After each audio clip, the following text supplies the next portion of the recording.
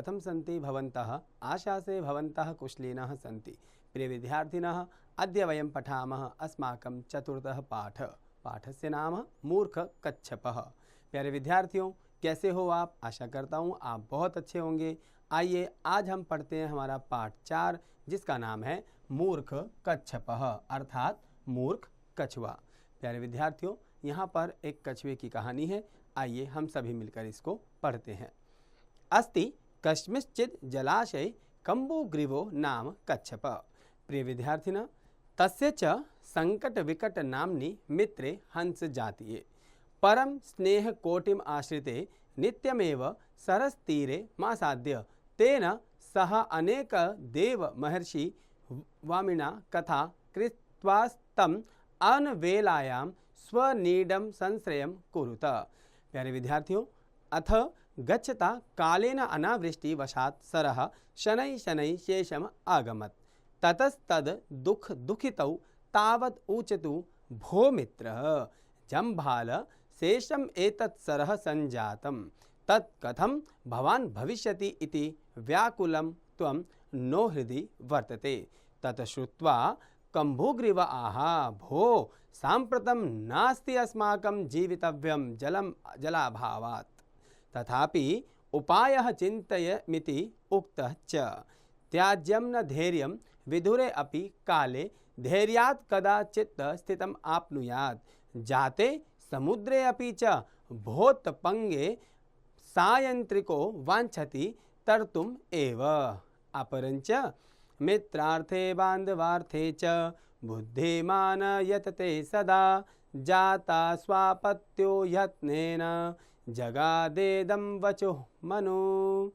तदा नियतां काचिद् दृढरज्जुः लघुकाष्ठं वा अन्विष्यतां च प्रभूत जलं सनाथं सरः येन मया मध्य प्रदेशे दन्तैर्गृह्यते सति युवां कोटिभागयोस्त काष्ठं मया सहितं संगृह्य तत्सरो नयथ। तावत् उचतु भो मित्र एवं करिष्यावः परं मौनव्रतेन स्थातव्यं नो चेत् तत् काष्ठतः भविष्यति। तथा अनुष्ठिते गच्छता कम्बुग्रीवेणाधोभागे व्यवस्थितं किंचितं पुरम् आलोकितं। तत्र ये पौरास्ते तथा नीयमानं विलोक्यं सविस्मयद् इदम् ऊचुः अहो चक्राकारं किमपि पक्षिभ्यां नीयते पश्यत पश्यत।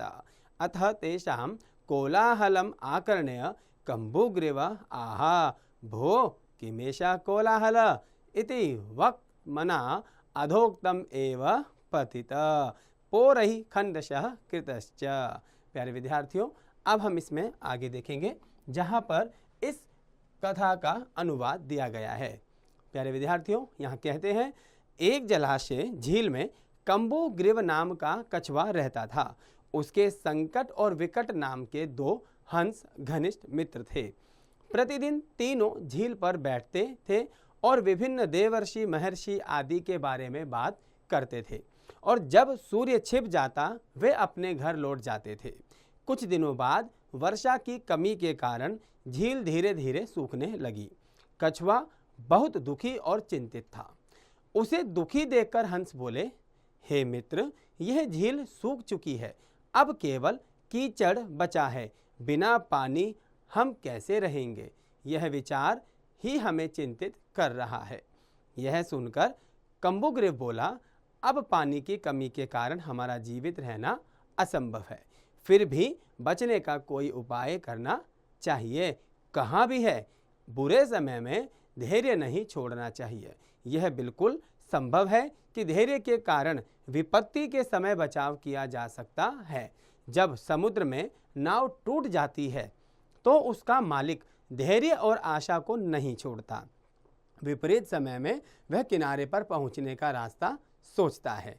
इसके अतिरिक्त मनु ने कहा है, बुरे समय में बुद्धिमान आदमी को अपने बंधु बांधवों और मित्रों को बचाने का प्रयास करना चाहिए। उचित प्रयासों से संभव है कि विपदा से दूर बचा जा सके। तुम एक मजबूत रस्सी या लकड़ी का टुकड़ा ले आओ और दूसरी झील की तलाश करो जो पानी से भरपूर हो। मैं रस्सी या लकड़ी के टुकड़े के बीच को अपने दांतों से पकड़ूंगा और तुम उसके दोनों अंतिम सिरे को पकड़कर उड़ जाना तथा दूसरी झील की ओर मुझे ले जाना। तब वे हंस बोले, हे मित्र, ऐसा ही करेंगे, परंतु आप ऐसी स्थिति में चुप रहना। यदि तुमने ऐसा नहीं किया तो लकड़ी से गिर जाओगे। आवश्यक व्यवस्था करने के बाद हंस उड़ चले और कम्बुग्रीव ने नगर को नीचे देखा। लोग आश्चर्यचकित थे और चिल्ला रहे थे, देखो देखो, पक्षी एक गोलाकार चीज को लेकर उड़ रहे हैं। इस प्रकार कोलाहल को सुनकर कम्बुग्रीव बोला, अरे यह कैसा कोलाहल है। यह कहते ही वह आकाश से नीचे गिरा और टुकड़े टुकड़े हो गया। प्यारे विद्यार्थियों, यहाँ पर इस कथा को हमने पढ़ा। अब इस कथा में जो हमें शिक्षा मिलती है कि हमें अनावश्यक रूप से नहीं बोलना चाहिए। जितना आपसे पूछा जाए उतना ही हमें उत्तर देना चाहिए और समय का सदुपयोग करना चाहिए। प्यारे विद्यार्थियों, मैं आशा करता हूँ कि आप इस कथा को एक बार पुनः पढ़ेंगे और आप इस पाठ में आए अभ्यास कार्य को स्वयं पूरा करेंगे।